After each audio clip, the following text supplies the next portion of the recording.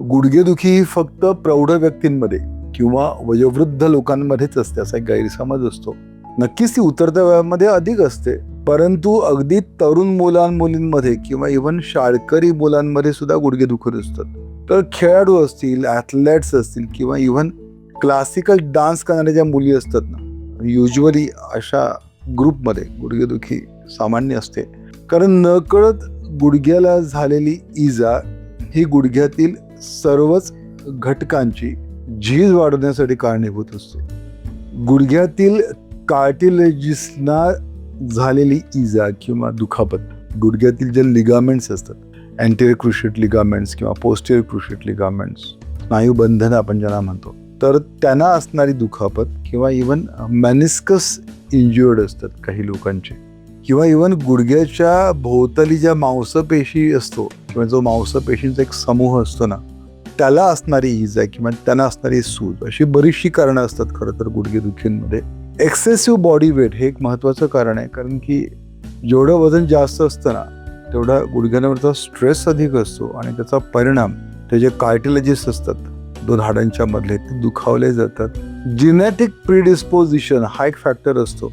याचा अर्थ काही फॅमिलीजमध्ये गुडघेदुखी ही वारसा स्वरूपात आजी आजोबांकडून मग ती आईवडिलांकडे येते आणि मग आईवडिलांकडून मग या सध्याच्या पिढीकडे येत असते. जन्मतःच काही मुलींमध्ये गुडघे थोडेसे फेंगडे असतात. आपण ज्याला प्रॅक्टिसमध्ये नॉक नी किंवा बो लेग म्हणतो. नॉक नी म्हणजे ते गुडघे असे फेंगडे असतात, उभारल्यानंतर ना गुडघे एकमेकाला टच होत असतात. बो लेग म्हणजे असे वाकडे असतात, पाय आतल्या बाजूला वळलेले असतात आणि गुडघे थोडेसे बाहेरच्या बाजूला असतात. तर अशा ज्यांचे गुडघे फेंगडे असतात ना, अशा मुलींमध्ये गुडघेदुखी युजली दिसू शकते. तर इव्हन त्याच्यासोबत एकाच प्रकारचा अधिक वेळ केला गेलेला जो व्यायाम असतो, मग तो फुटबॉल असेल किंवा लॉंग डिस्टन्स रनिंग असेल किंवा वेटलिफ्टिंग असेल, तर या अशा सगळ्याच गोष्टी जर तुम्ही शरीर सामर्थ्यापेक्षा अधिक करत असाल तर मग नक्कीच गुडघे दुखावतात. कमी वयामध्ये सुरू झालेला मधुमेह हे कारण असतं. मेटाबॉलिक डिसिजेस असतात की ज्याच्यामुळे गुडघ्यांची झीज ही फार जलद गतीने दिसून येते. इव्हन संधिवाताचे काही प्रकार असतात, रुमॅटॉइड आर्थरायटिस किंवा सोरियाटिक आर्थरोपॅथी, तर याच्यामध्ये गुडघे दुखावतात.